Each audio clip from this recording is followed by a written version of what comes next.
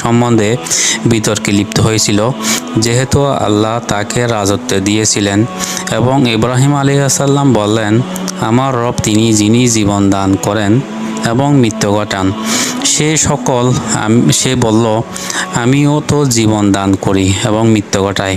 ইব্রাহিম বললেন, নিশ্চয়ই আল্লাহ সূর্যকে পূর্ব দিক থেকে উদয় করান, তুমি সেটাকে পশ্চিম দিক থেকে উদয় করাও।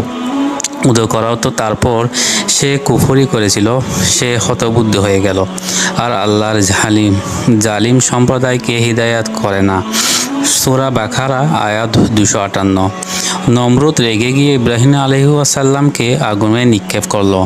আল্লাহ তাআলা জ্বলন্ত আগুনকে তার খলিলের জন্য শীতল করে দিলেন। মহান আল্লাহ আগুনকে নির্দেশ দেন, হে অগ্নি, তুমি হযরত ইব্রাহিম আলাইহিসসালামের জন্য শীতল ও নিরাপদ হয়ে যাও।